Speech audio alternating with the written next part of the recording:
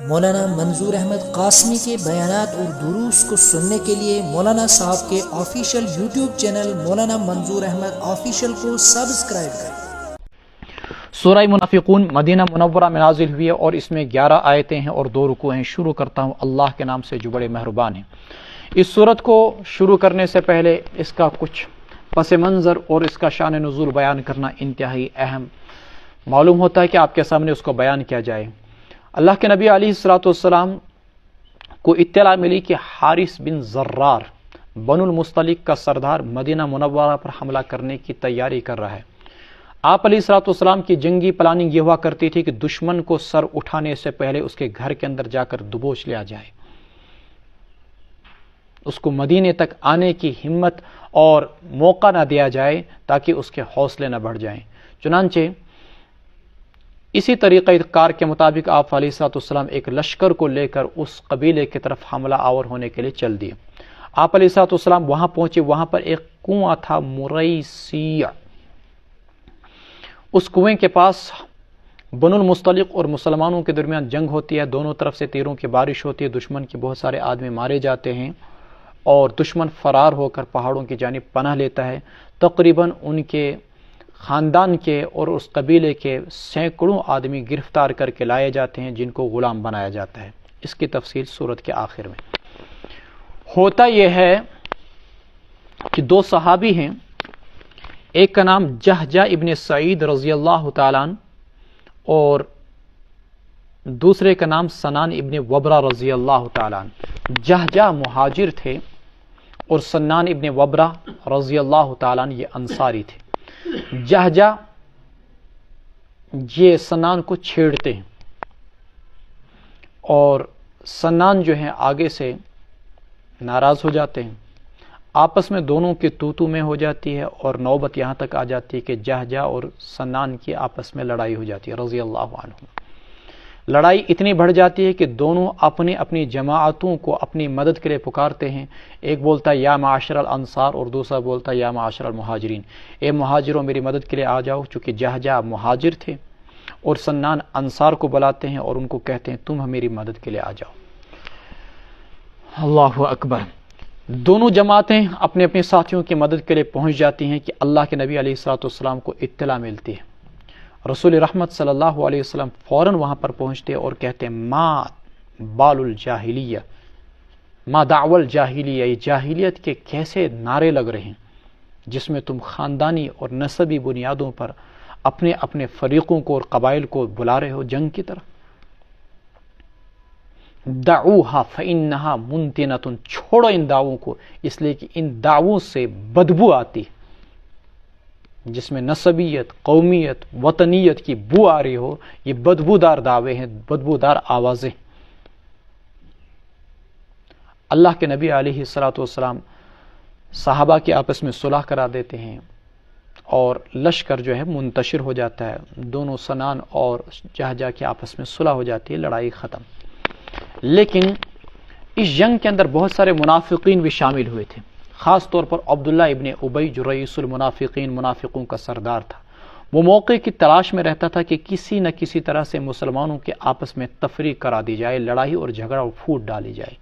چنانچہ اس لڑائی کے بعد اس نے انصار کے گروہ کو، اپنے قبیلے کو اپنے اطراف میں جمع کیا، اپنے پاس جمع کیا اور جمع کرنے کے بعد کہا کہ میں نے پہلے بولا تھا کہ تم ان لوگوں کو پناہ مت دو، لیکن تم لوگوں نے میری بات نہیں سنی، تم نے ان مہاجرین کو پناہ دی۔ اور پھر بدبخت نے ایک جملہ کہا کہ ہماری مثال ایسی ہے کہ ایک کتے کو پالو، اس کو موٹا تازہ کرو اور پھر اس کے بعد واپس تم ہی کو کاٹے گا۔ اتنا خوفناک اور اتنا زہریلا کلام اس کی زبان سے نکلا۔ اور پھر اس کے بعد اس نے بھڑکاتے ہوئے کہا کہ جب ہم مدینہ پہنچیں گے تو ہم ان کے ساتھ تعاون کرنا بند کریں گے، تم ان کے ساتھ تعاون کرنا بند کرو، تم ان کی کوئی مالی امداد مت کرو، تم ان کو پیسے مت دو، ان کو چندہ مت دو، تاکہ خود ہی مدینہ سے تنگ آ کر منتشر ہو کر ادھر ادھر چلے جائیں۔ اور پھر ایک انتہائی زہریلا جملہ کہا اس نے، لَيُخْرِجَنَّ الْعَازُّ مِنْهَا الْأَذَلَّ، مدینہ منورہ پہنچنے کے بعد جو زیادہ عزت والا ہوگا، وہ جو زیادہ ذلیل ہوگا، اس کو باہر نکال کر دے گا۔ بدبخت کے کہنے کا مدعا مقصد یہ تھا کہ میں عزت والا ہوں، محمد رسول اللہ صلی اللہ علیہ وسلم عیاذ باللہ اذل ذلیل ہیں، تو میں عزت والا ان کو باہر کر دوں گا۔ اس وقت محفل کے اندر موجود تھے حضرت زید ابن ارقم رضی اللہ تعالیٰ عنہ، ایک چھوٹی سی عمر کے صحابی۔ یہ قبیلہ خزرج سے عبداللہ ابن ابی کا بھی تعلق تھا، اور قبیلہ خزرج ہی سے حضرت زید ابن ارقم رضی اللہ تعالیٰ عنہ کا بھی تعلق تھا۔ جب اس نے یہ جملہ کہا تو حضرت زید ابن ارقم غیرت ایمانی میں فوراً کھڑے ہوئے، کہا تو نے رسول رحمت صلی اللہ علیہ وسلم کی شان میں ایسا جملہ کہا؟ اللہ کی قسم میں رسول اللہ صلی اللہ علیہ وسلم کو جا کر بتلاؤں گا۔ اس نے فوراً بات کو پلٹنا چاہا کہ میری یہ مراد نہیں تھی، تم نے یہ نہیں سنا، تم کو سننے میں غلطی ہے، میں ان کو نہیں کہہ رہا ہوں، میں نے ایسی کچھ بات نہیں کی۔ یہ سمجھ گیا کہ آج میرے اندر کے نفاق کا، کفر کا، بغض کا، حسد کا، نفرت کا بھانڈا پھوٹ گیا، آج تو پتہ چل گیا کہ میں اندر سے پکا کافر ہوں۔ تو اس نے بڑی کوشش کی زید ابن ارقم کو دبانے کی، لیکن زید ابن ارقم رضی اللہ تعالیٰ عنہ بارگاہ رسالت مآب میں حاضر ہوئے اور اللہ کے رسول علیہ السلام سے عرض کیا، یا رسول اللہ صلی اللہ علیہ وسلم، آپ کی شان میں اس طریقے سے فلاں نے نازیبا اور گندا جملہ کہا ہے۔ آپ علیہ السلام نے، آپ کے چہرے کا رنگ بدل گیا،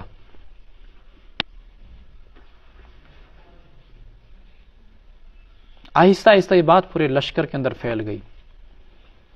خلاف توقع، خلاف عادت آپ علیہ السلام نے فوراً صحابہ کو سفر کرنے کا حکم دیا، تاکہ کسی نہ کسی طریقے سے یہ جملہ جو ہے لوگوں کے اندر دب جائے اور لوگوں کے اندر زیادہ اس کی وجہ سے پھوٹ نہ پڑے، پریشانی نہ بنے۔ پورے دن آپ علیہ السلام نے سفر کیا، پوری رات آپ علیہ السلام نے سفر کیا، اگلے دن پھر سفر کیا۔ ادھر سے زید ابن ارقم رضی اللہ تعالیٰ عنہ کو سارے تانے دینے لگے کہ تم نے جھوٹی بات کہی، تمہارے پاس کوئی ثبوت اور پروف نہیں۔ لشکر کے آگے نکل جانے کے بعد اللہ کے نبی علیہ السلام نے عبداللہ ابن ابی کو بلایا اور کہا کہ کیا تم نے ایسی کوئی بات کہی ہے؟ اس نے اتنی جھوٹی قسمیں کھائیں اور اتنا مزین کلام کیا اور اتنی خوبصورت انداز میں اپنے جھوٹ کو پیش کیا کہ یا رسول اللہ، میں بھلا آپ کی شان میں ایسی بات کہاں کہہ سکتا ہوں؟ میرے ماں باپ آپ پر قربان، میری جان آپ پر نثار، میں نے تو سب کچھ آپ پر فدا۔ ایسی باتیں کہی کہ اللہ کے رسول علیہ السلام کو بظاہر لگا واللہ عالم کیا بات ہے۔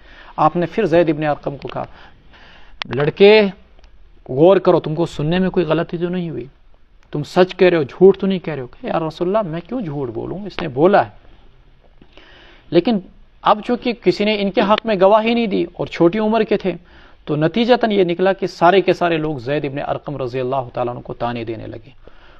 اور ایک چھوٹے بچے کو اتنا یقین تھا کہ اللہ تبارک و تعالیٰ میرے حق کے اندر کوئی نہ کوئی ضرور کلام اتارے گا، کہ وہ اللہ کے نبی کے پاس بار بار اپنی اونٹنی کو لاتے تاکہ اللہ کے رسول کو دیکھیں کہ آپ پر وہی نازل ہوئی یا نہیں۔ چھوٹے بچے کو اتنا یقین تھا، اپنی سواری کو آپ کی سواری کے نزدیک رکھتے، تاکہ یہ دن گزر گیا، رات گزر گئی، اگلا دن آ گیا۔ زید ابن ارقم اب لوگوں سے چھپنے لگے، مبادا پریشانی نہ ہو جائے، لوگ ان کو جھوٹا بولنے لگے۔ آپ علیہ السلام اگلے دن سفر کر رہے تھے کہ اچانک آپ پر وحی کے آثار ظاہر ہوئے۔ شدید ٹھنڈ میں آپ علیہ السلام کو پسینہ آنا شروع ہو جاتا، آپ کی رگیں پھول جاتی، چہرہ آپ علیہ السلام کا سرخ ہو جاتا۔ یہ وحی کے آثار ہوا کرتے تھے، کوئی آپ کی شکل کو دیکھ نہ پاتا۔ آپ علیہ السلام اگر اونٹنی پر ہوتے تو اونٹنی مارے وحی کے بوجھ کے بیٹھ جاتی۔ حضرت زید ابن ثابت رضی اللہ تعالیٰ عنہ فرماتے ہیں کہ اللہ کے نبی علیہ السلام کی یہ ران میری ران پر تھی، اور آپ علیہ السلام پر صرف ایک جملہ غیر اولی الضرر غالباً یہ اتنی سی وحی اتری، مجھے یوں لگا کہ میری ران جو ہے چکنا چور ہو جائے گی، ختم ہو گئی، میرا کچھ بچا ہی نہیں۔ یہ وحی کا ایسا روحانی لوڈ اور بوجھ ہوا کرتا تھا۔ تو فرماتے ہیں کہ اللہ کے نبی علیہ السلام پر جب وحی کے آثار ختم ہوئے تو آپ نے مجھے بیٹا کہہ کر بلایا، بیٹا آؤ، اللہ تبارک و تعالیٰ نے تمہارے بات کی تصدیق کی اور پوری سورہ منافقون کو اتارا، جس میں زید ابن ارقم رضی اللہ تعالیٰ عنہ کی تصدیق کی گئی کہ انہوں نے جو کچھ کہا سچ کہا ہے، اور واقعتاً عبداللہ ابن ابی اور اس کے حواریوں نے، منافقوں نے آپ علیہ السلام کی شان میں گستاخی کی۔ اسی واقعے کو اب دیکھیے آپ، اس کے ضمن میں بہت سارے واقعات اور چیزیں بھی آئیں گی، ان کو بھی میں اپنے اپنے مقام پر آپ کو بتاؤں گا. اذا جاءك المنافقون قالوا نشهد انك لرسول اللہ، جب منافقین آپ کے پاس آتے ہیں تو یوں کہتے ہیں کہ ہم گواہی دیتے ہیں کہ یقیناً آپ اللہ کے رسول ہیں.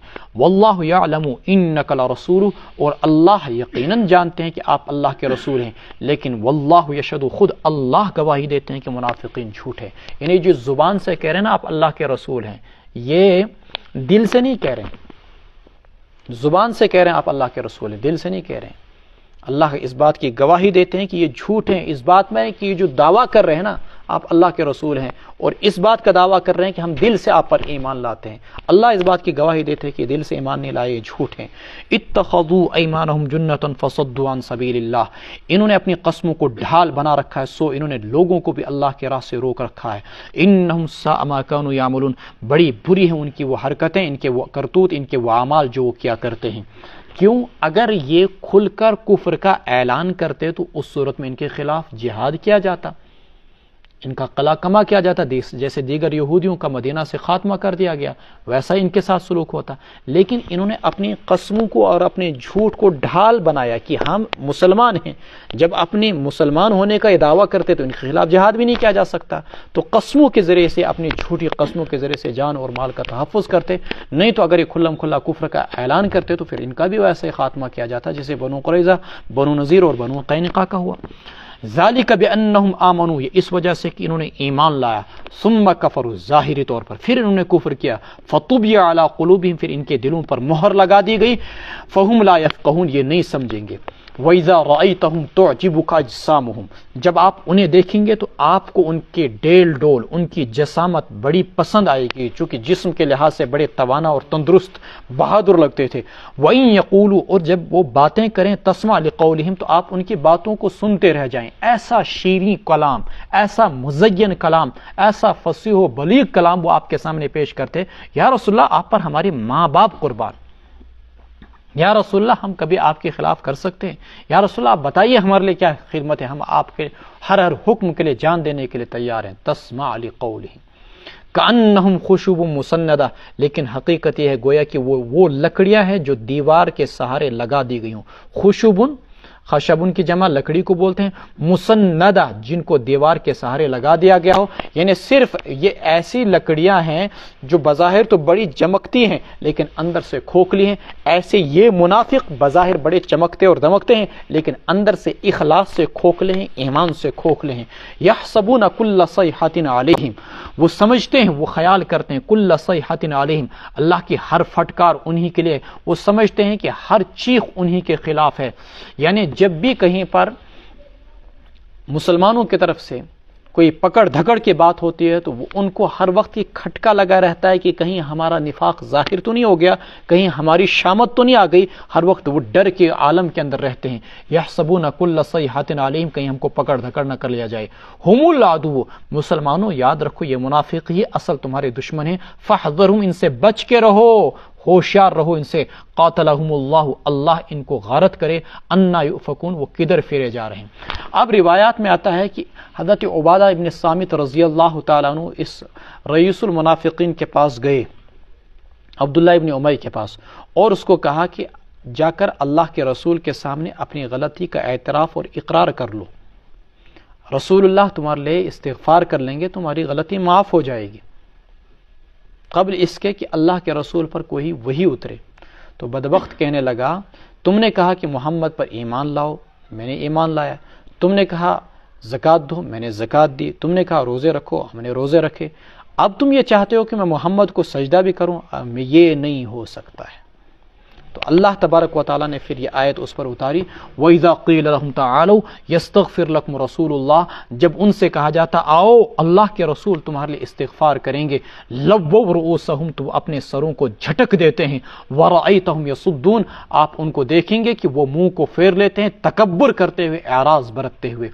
وَهُمْ مُسْتَكْبِرُونَ سَوَاءٌ عَلَيْهِمْ أَسْتَغْفَرْتَ لَهُمْ، اللہ کہتے ہیں برابر ہے کہ آپ ان کے لیے استغفار کریں، ام لم تستغفر لهم، یا آپ ان کے لیے استغفار نہ کریں، لن یغفر اللہ لہم، اللہ ہرگز ان کو نہیں بخشیں گے، ان اللہ لا یہدی القوم الفاسقین، اللہ فاسق لوگوں کو ہدایت نہیں دیتے، ہم الذین یقولون، یہ وہی لوگ ہیں جو کہتے ہیں لا تنفقوا، نہ خرچ کرو، ان لوگوں پر جو اللہ کے رسول کے ارد گرد ہیں، حتی ینفضوا، یہاں تک کہ خود ہی وہ ادھر ادھر تتر بتر ہو جائیں، منتشر ہو جائیں، وللہ خزائن السماوات والارض، حالانکہ آسمانوں اور زمینوں کے خزانے اللہ ہی کے پاس ہیں، ولکن المنافقین لا یفقہون، لیکن منافق نہیں سمجھتے۔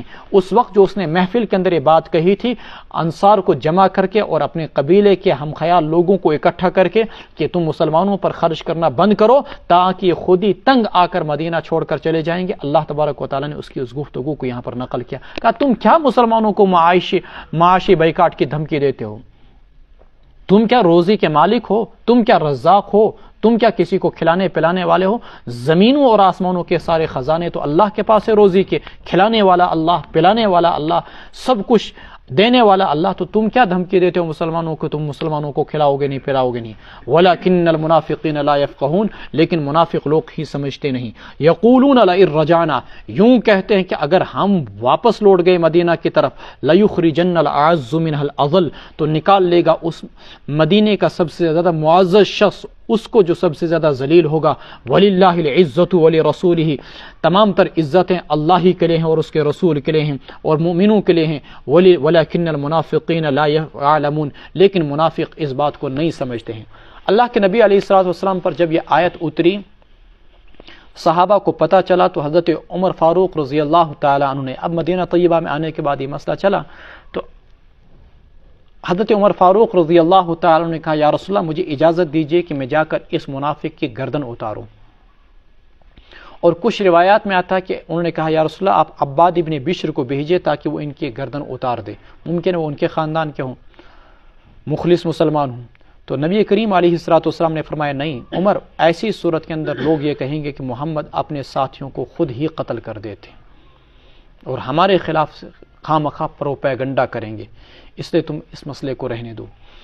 عبداللہ ابن ابی خود جتنا بڑا منافق تھا، ان کا اپنا بیٹا، ان کا نام بھی عبداللہ ہی تھا، وہ اتنا ہی بڑا مخلص اور متقی مسلمان تھا۔ وہ بارگاہ رسالت مآب میں حاضر ہوا، کہا یا رسول اللہ صلی اللہ علیہ وسلم میں نے سنا ہے کہ آپ میرے والد کے قتل کا حکم دینے والے ہیں، اگر ایسا ہو تو آپ مجھے حکم فرمائیے، میں خود جا کر اپنے والد کی گردن کاٹ کر آپ کے قدموں میں پیش کروں گا، لیکن کسی اور کو حکم نہ دیجیے، مبادا کل اپنے باپ کے قاتل کو دیکھ کر میری غیرت نسبی جوش نہ مارے اور میں اپنے باپ کے قاتل کے خلاف کچھ ہاتھ نہ اٹھا بیٹھوں، اس لیے بہتر ہے کہ آپ مجھے حکم دیجئے، میں اپنے باپ کی گردن کاٹ کر آپ کے قدموں میں پیش کروں گا۔ اسی کو بولتے ہیں کہ یولج اللیل فی النہار ویولج النہار فی اللیل، اللہ تبارک و تعالیٰ کس طریقے سے تاریکیوں سے روشنی کو، روشنی سے تاریکیوں کو نکالتا ہے۔ یخرج الحی من المیت ومخرج المیت من الحی، مردے سے کس طریقے سے اللہ تعالیٰ زندے کو نکالتے۔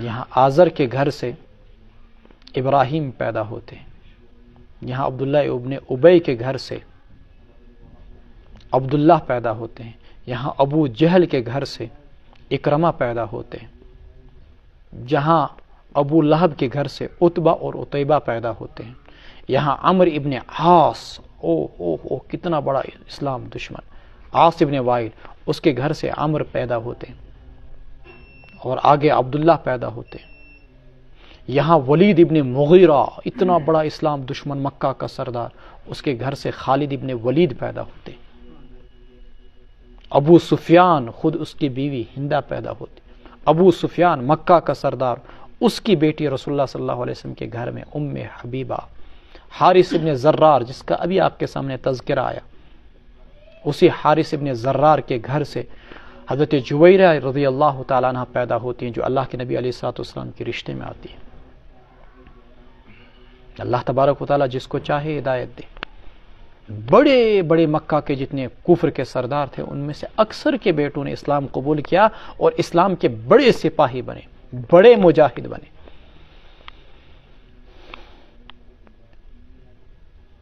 اللہ کے نبی علیہ الصلوۃ والسلام نے کہا میرا ایسا کوئی ارادہ نہیں کہ میں تمہارے باپ کو قتل کراؤں، چنانچہ کچھ ہی عرصے کے بعد یہ ذلت کی موت مر گیا۔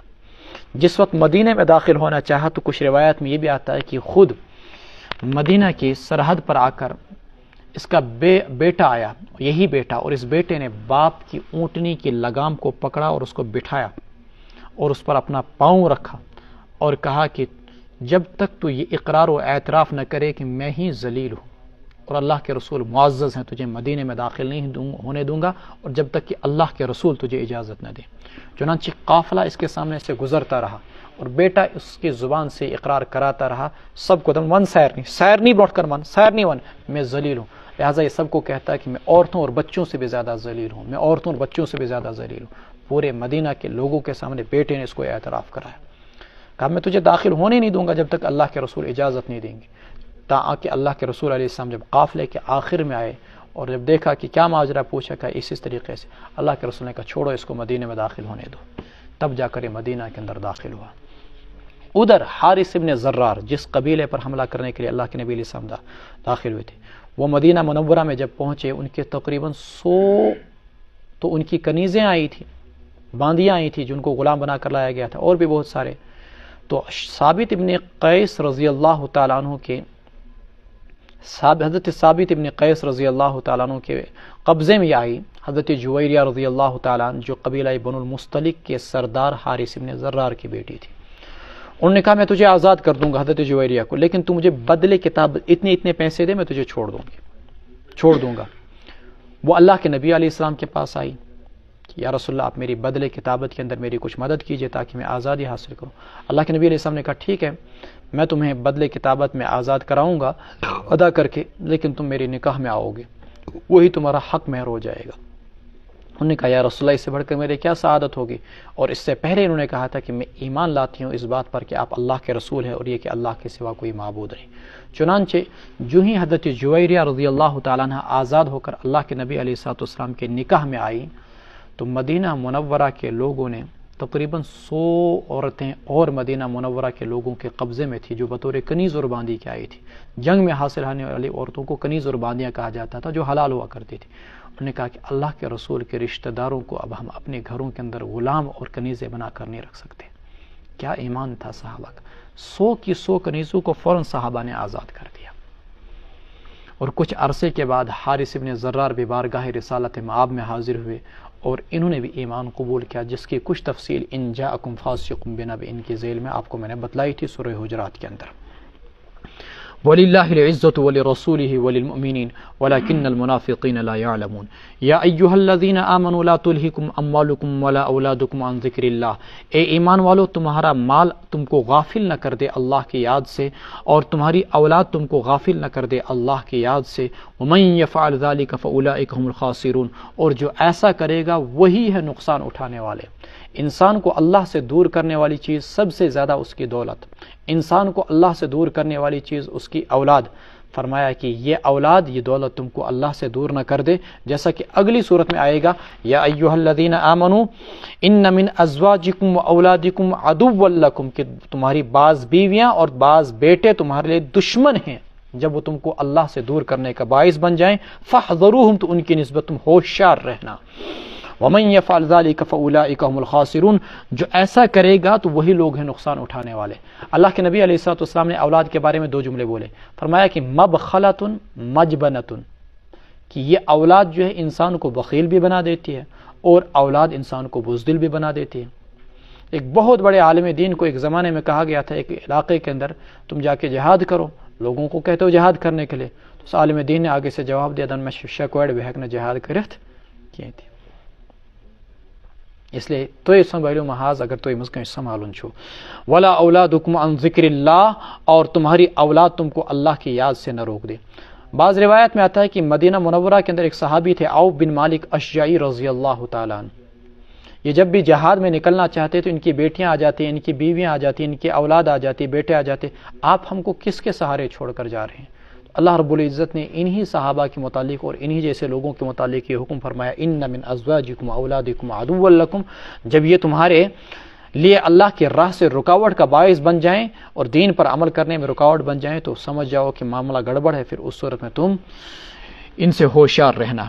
اس لیے مولانا حمید اللہ صاحب فرماتے ہیں کہ اولاد یہ تو گژھِ نہٕ دِلس منٛز تیٖژ بسیں کہ اللہ کی محبت پر اولاد کی محبت غالب آ جائے.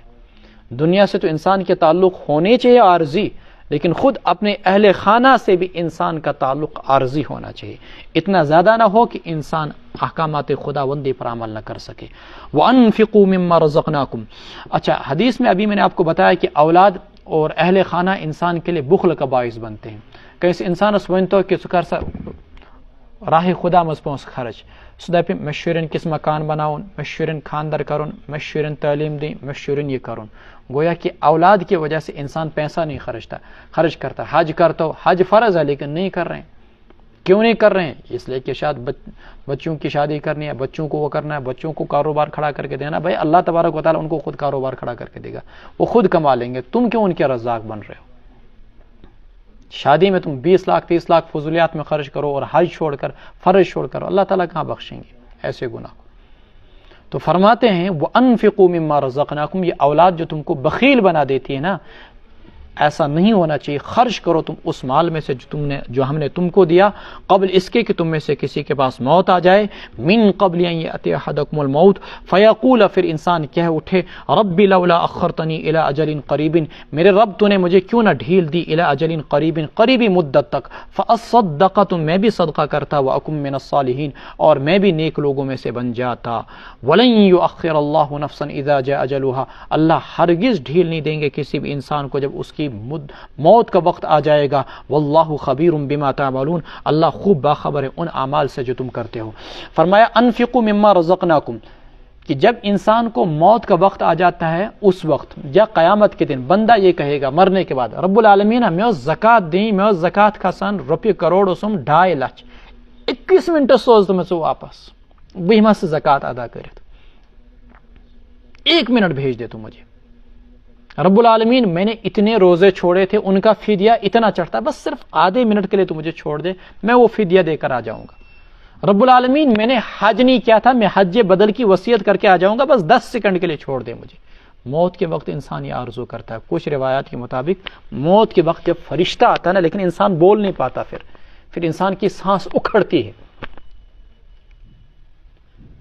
انسان پر کپ کپی طاری ہو جاتی ہے. انسان کہتا ہے آدھا منٹ، رب العالمین صرف کچھ سیکنڈ دے مہلت تاکہ میں حج بدل کی وصیت کر جاؤں، جو روزے چھوڑے ہیں ان کے فدیے کی وصیت کر جاؤں، جو زکوٰۃ نہیں دی ہے اس کی وصیت کر جاؤں. اللہ تعالیٰ کہیں گے نہیں اب نہیں چلے گا. لولا اخرتنی الی اجل قریب فاصدق، صدقہ کر دوں، جو زکوٰۃ ساری زندگی کی 10 سال کی نہیں دی ہے وہ ادا کر دوں ایک ساتھ. اللہ تعالیٰ کہیں گے اب نہیں. ولن یؤخر اللہ ہرگز اب مہلت اور ڈھیل نہیں دیں گے. اذا جاء اجلها، جب اس کی مہلت آ جائے گی. اب تو چاہتا ہے میں صالحین میں سے بن جاؤں لیکن اب صالحین میں سے نہیں بن سکتا. یومئذ یتذکر الانسان وانى له الذکری یقول یا لیتنی قدمت لحیاتی، جس دن انسان کو سمجھ میں آ جائے گا کہ اس کو کیا کرنا چاہیے تھا، لیکن اب سمجھ میں آنے کا کیا فائدہ. وانى له الذکری یقول یا لیتنی قدمت لحیاتی، تمنا کرے گا، آرزو کرے گا کاش میں نے اپنی اس دنیوی زندگی کو چھوڑ کر آخرت کے لیے کچھ آگے بھیجا ہوتا. لیکن اب آرزوؤں اور تمناؤں سے کچھ حاصل نہیں ہوگا. وَأَنذِرْهُمْ يَوْمَ الْحَسْرَةِ، ڈرائیے ان کو اس دن سے جس دن صرف حسرت، ارمان اور افسوس ہوگا. وَاللَّهُ خَبِيرٌ بِمَا تَعْمَلُونَ، اللہ خوب باخبر ہے ان چیزوں سے جو کچھ تم کرتے ہو. صدق اللہ العلی العظیم. اگلی صورت سورہ تغابن ہے، یعنی ہار اور جیت کا دن قیامت کا دن ہوگا، نقصان اور خسارے کا دن قیامت کے دن ہوگا. بہت سارے لوگ ایسے ہوں گے جو اس دن کامیاب ہوں گے. وجوہ یومئذ مسفرہ ووجوہ یومئذ علیہا غبرہ، بہت سارے چہرے ایسے ہوں گے جو روشن ہوں گے، کچھ ایسے ہوں گے جن پر کالک ملی ہوئی ہوگی. اللہ رب العزت اس یوم تغابن کی آج ہی سے ہم سب کو محنت اور تیاری کرنے کی توفیق عطا فرمائے. قیامت کی رسوائیوں سے، ذلتوں سے ہمیں بچائے. ایمان کامل کی دولت عطا فرمائے. نفاق سے رب العالمین ہم سب کی حفاظت فرمائے. قبل اس کے کہ موت ہمارے گھروں پر دستک دے، ہمارے دروازے پر دستک دے، اسرائیل آ جائے اور ہم اس دنیا سے آخرت کی طرف روانہ ہو جائیں، اس سے پہلے رب العالمین ہمیں صدقہ کرنے کی، خرچ کرنے کی، عبادت کرنے کی، ذکر و اذکار کرنے کی، نمازیں پڑھنے کی، تلاوت کرنے کی توفیق دے۔ مال اور اولاد ہمارے لیے اللہ تبارک و تعالیٰ کی یاد سے، نماز سے، ذکر سے، زکوٰۃ سے غفلت کا باعث نہ بنے۔ مال اور اولاد ہمارے لیے اللہ تبارک و تعالیٰ کے قرب کا باعث بنے، نہ کہ اللہ تبارک و تعالیٰ کے بعد کا باعث بنے۔ وصلی اللہ تعالیٰ علی خیر خلقی محمد وآلہ وصحبہ اجمعین۔ سبحان ربک رب العزت عما یصفون وسلام علی المرسلین والحمد للہ رب العالمین۔ مولانا منظور احمد قاسمی کے بیانات اور دروس کو سننے کے لیے مولانا صاحب کے آفیشیل یوٹیوب چینل مولانا منظور احمد آفیشیل کو سبسکرائب کریں۔